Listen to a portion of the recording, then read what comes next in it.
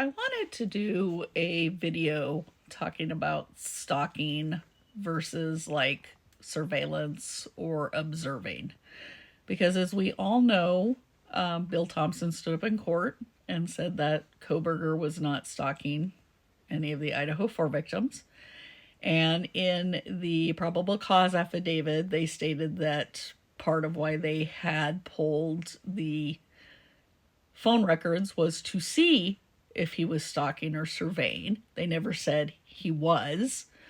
And also, that footnote that came out the other day just backs up what was in the PCA, that he was in the area. It doesn't say that he was at the house those 12 times.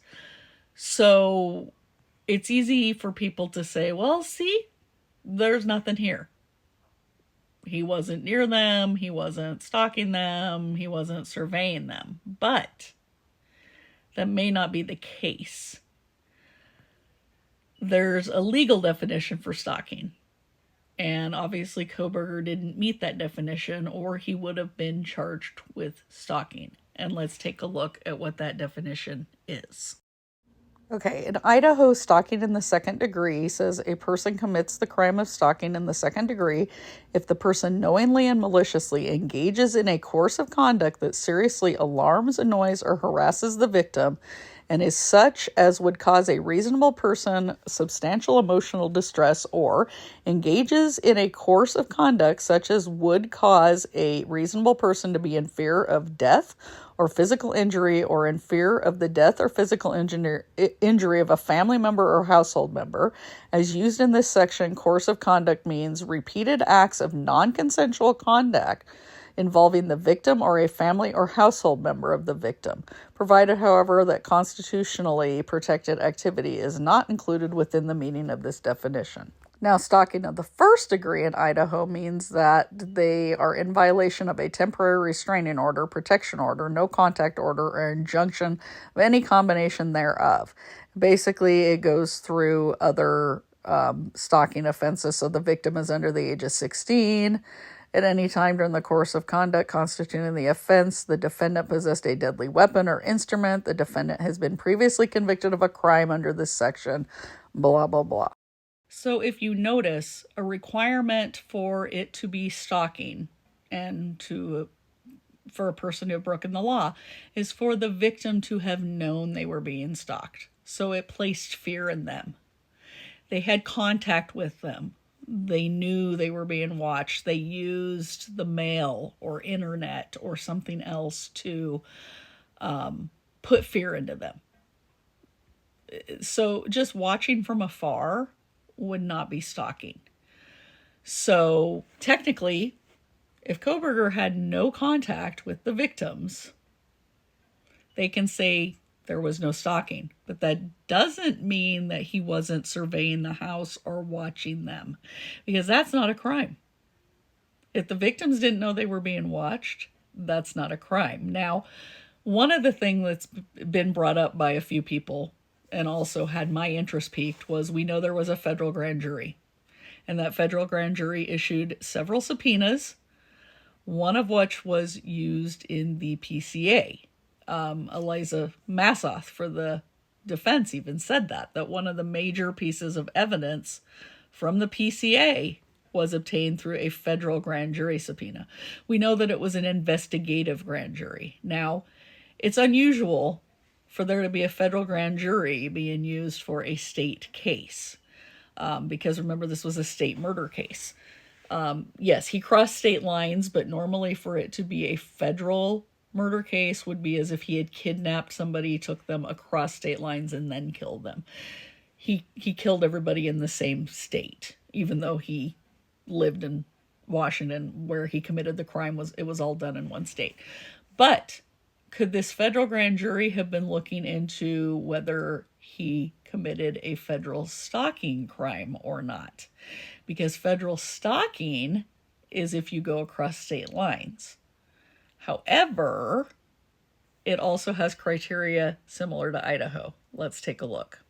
So this is federal law on stalking, and it says whoever travels in interstate or foreign commerce or is present within the special maritime and territorial jurisdiction of the United States or enters or leaves Indian country with the intent to kill, injure, harass, intimidate, or place under surveillance with intent to kill, injure, harass, or intimidate another person in the course of or as a result of such travel or presence engages in conduct that A, places the person in reasonable fear of the death of or serious bodily injury to that person, an immediately family member, a spouse or intimate partner of that person, or the pet, service animal, emotional support animal, or horse of that person, or causes, attempts to cause, or would be reasonably expected to cause substantial emotional distress to a person described in clause 1, 2, or 3 of subparagraph A, or with the intent to kill, injure, harass, intimidate, or place under surveillance with intent to kill, injure, harass, or intimidate another person,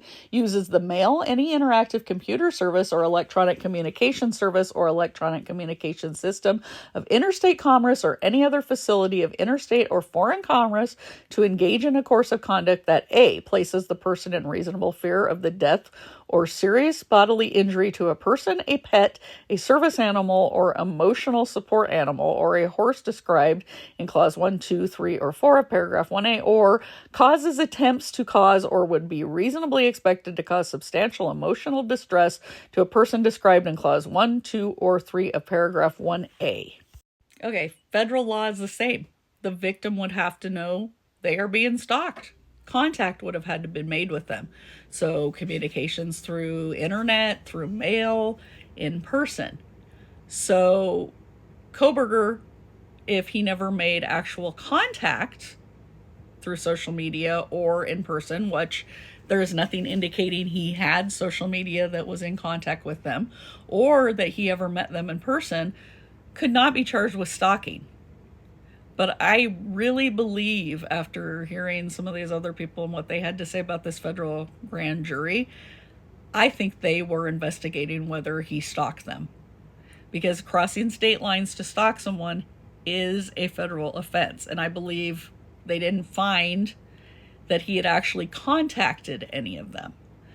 I believe he was watching from afar. I mean, this is all speculation, of course, but those 12 pings were mentioned in that probable cause affidavit for a reason. And even though it says he was just pinging off of a cell service that provided service for the King Roadhouse as well, they're able to differentiate the areas he was in. And that wasn't put in the PCA for no reason. And people were like, well, but they can't come into trial and claim he was stalking.